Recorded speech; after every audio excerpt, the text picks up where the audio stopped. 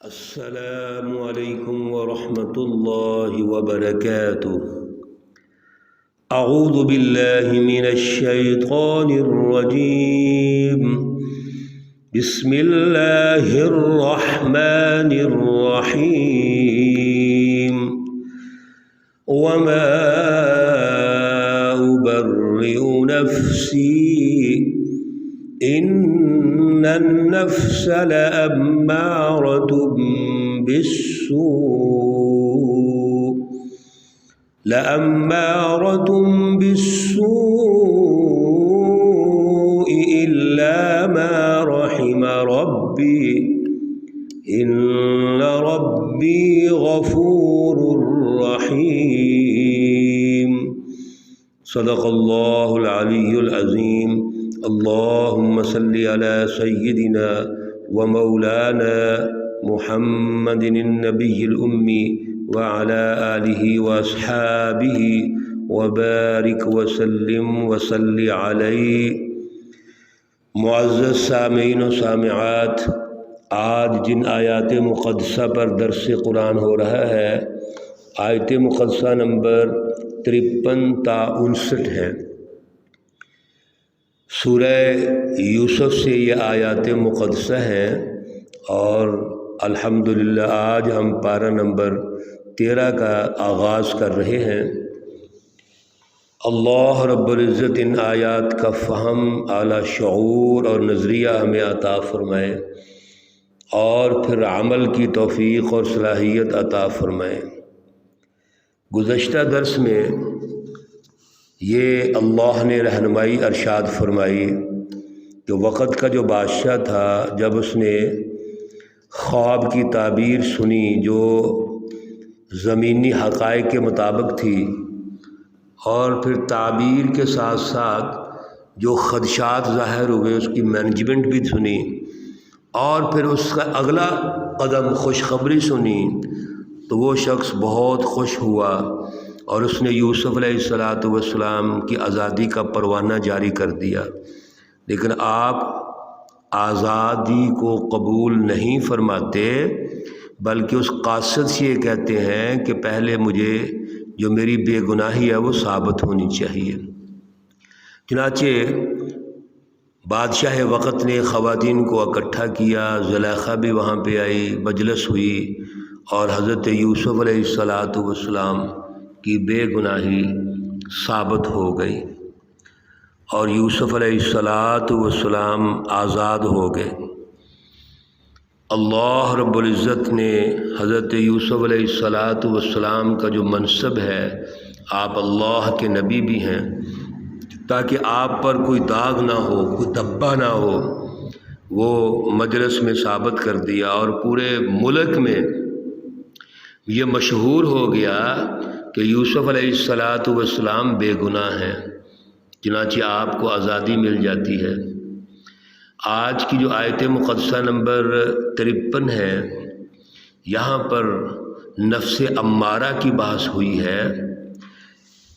اس نفس امارہ کی بحث کے لیے ایک چھوٹا سا ہم تمہیدی عنوان بناتے ہیں، وہ سمجھنا چاہیے۔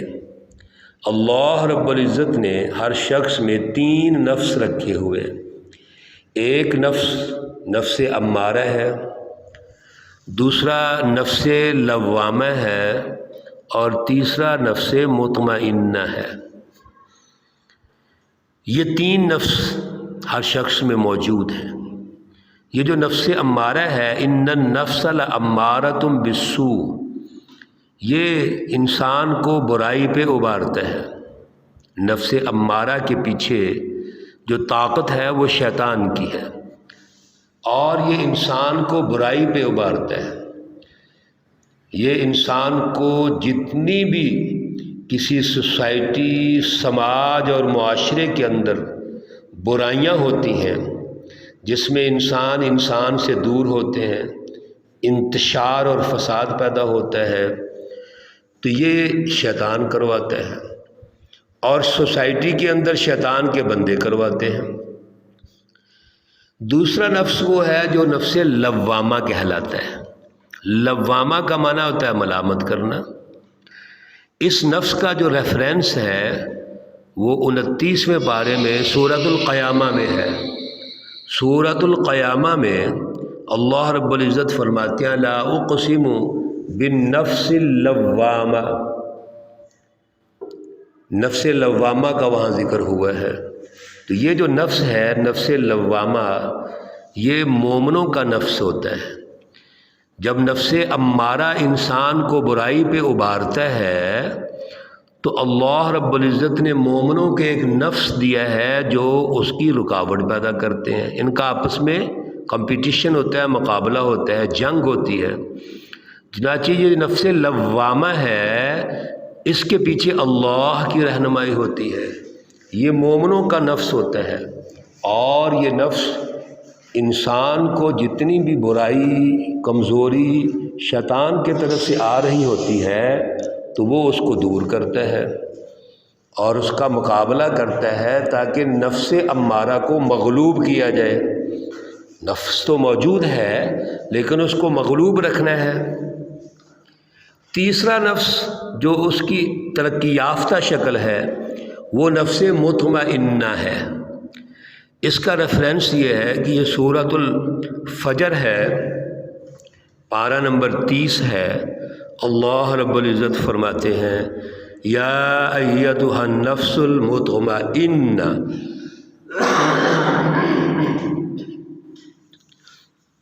اے نفس مطمئنہ ارجعی الی ربک راضیۃ مرضیہ فادخلی فی عبادی وادخلی جنتی۔ یہ نفس مطمئنہ جنتیوں کا نفس ہے، یہ مومنوں کا نفس ہے، اور یہ ترقی یافتہ نفس ہے۔ جب نفس لوامہ اور امارہ کا مقابلہ ہوتا ہے اور نفس لوامہ غالب آ جاتا ہے، نفس امارہ مغلوب ہو جاتا ہے، تو سوسائٹی اور معاشرے کے اندر نیکی غالب آتی ہے، لوگوں کے دل مطمئن ہوتے ہیں، اور اللہ رب العزت اس جماعت کو جنت میں داخل کرتے ہیں۔ تو یہ تین نفوس جن کی بحث ہے اور ان کی تفصیلات تو اور بھی بہت زیادہ ہیں، ہم نے مختصر وقت کی مناسبت سے یہ سمجھا ہے۔ اب مومنوں کا جو نفس ہے وہ لوامہ ہوتا ہے یا مطمئنہ ہوتا ہے۔ امارہ سے ہمیں ہمیشہ بچ کے رہنا ہوتا ہے، یعنی شیطان سے، شیطانی لوگوں سے، شیطانی جماعتوں سے ہم نے بچ کے رہنا ہے تاکہ ہمیں نفس لوامہ اللہ تعالیٰ نے جو عطا کیا ہے اس کا غلبہ ہو جائے۔ اگلی آیت میں، آیت نمبر 54 میں، وہ بادشاہ وقت حضرت یوسف علیہ السلام کو جب وہاں سے نجات کے بعد اپنے پاس لے کے آتے ہیں، وقال المالک ائتونی بہ، تو کہنے لگا کہ اس کو میرے پاس لے کے آؤ، استخلصہ لنفسی، میں اپنے لیے اس کو خالص کروں گا، یعنی اپنا خاص نمائندہ اس کو بناتا ہوں، اپنے مشورے میں رکھوں گا، اپنا مشیر خاص اس کو بناؤں گا۔ فلما کلمہ، جب بات چیت ہوئی تو قال انک الیوم لدینا مکین امین، تو اس بادشاہ نے کہا کہ آپ آج ہمارے پاس یہاں پہ جگہ ہے، آپ کے پاس، آپ قیام فرمائے رہیں، اور امین، آپ امانت دار ہیں، معتبر ہیں، آپ گویا ہمارے لیے آپ کا بڑا مقام اور مرتبہ ہے۔ حضرت یوسف علیہ السلام کو اس نے پروٹوکول دیا۔ پہلا مرحلہ تو یہی تھا نا کہ وہ آپ کو پروٹوکول دے، عزت دے، اچھا مقام دے، مجلس میں بھی اچھا مقام دے، اور معاشرے کے اندر بھی آپ کو پروٹوکول دیا گیا۔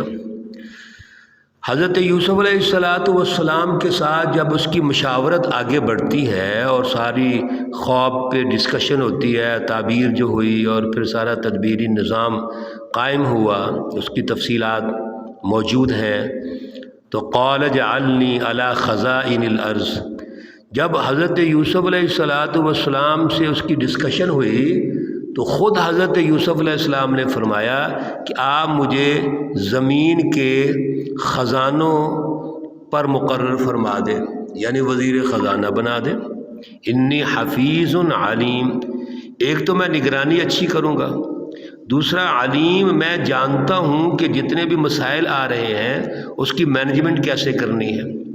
یہاں سے ایک اور نقطہ ہمیں مل گیا کہ کسی بھی وزارت کے لیے یا عہدے کے لیے اصل میں جب تک اس کے تقاضے ایس او پیز نہ جانتے ہوں تو کسی کو آپ وہ ذمہ داری نہیں دے سکتے۔ ہمارے ہاں جو وزراء ہوتے ہیں، ذمہ داریاں ہوتی ہیں، یہ تو سارے 2 نمبر اور سفارشی لوگ ہوتے ہیں۔ کس کو کہاں پہ رکھنا ہے، جہاں اس نے لوٹ مار کرنی ہے وہاں ہم رکھ لیتے ہیں۔ اصل میں یہ ہے کہ جس عہدے پر آپ آنے لگے ہیں آپ اس کے سارے تقاضے جانتے ہیں، آپ اس کی مینجمنٹ جانتے ہیں، تو پھر آپ اس کو عہدے پہ آ سکتے ہیں۔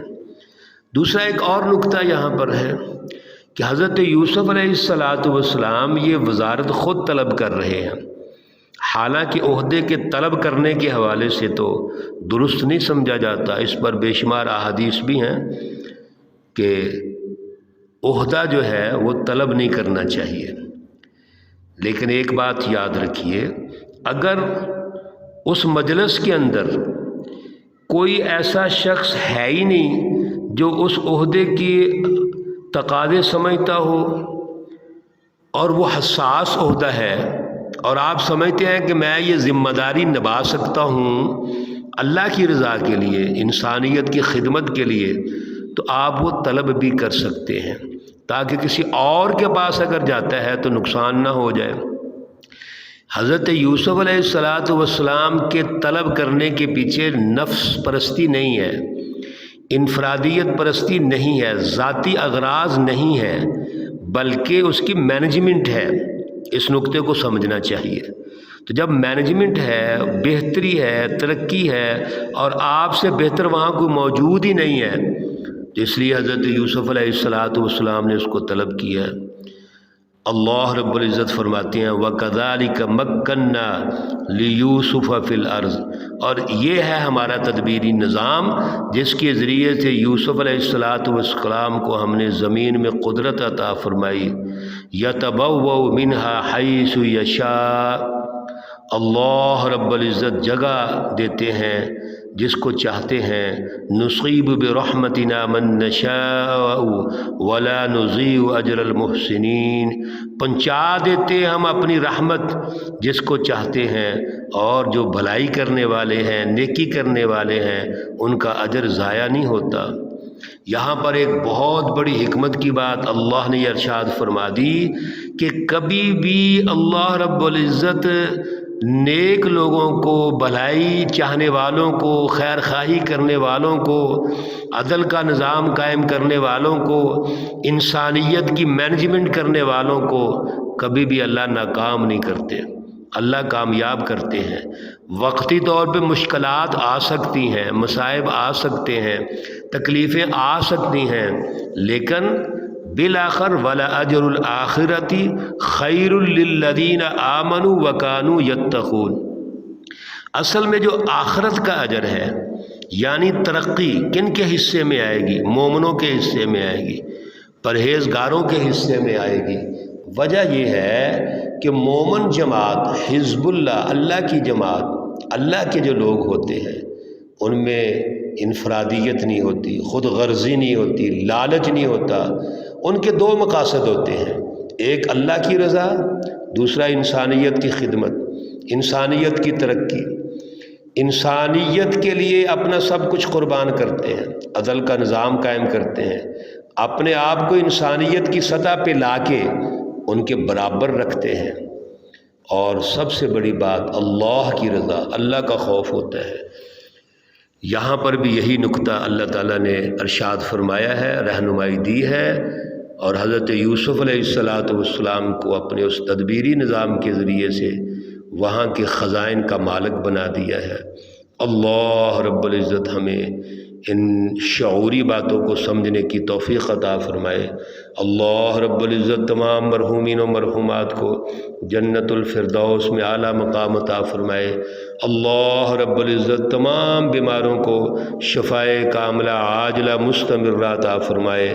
ربنا تقبل منا انک انت السمیع العلیم وتب علینا انک انت التواب الرحیم، وصلی اللہ تعالی علی النبی الأمی محمد وعلى آلہ واصحابہ اجمعین برحمتک یا ارحم الراحمین۔ السلام علیکم ورحمۃ اللہ وبرکاتہ۔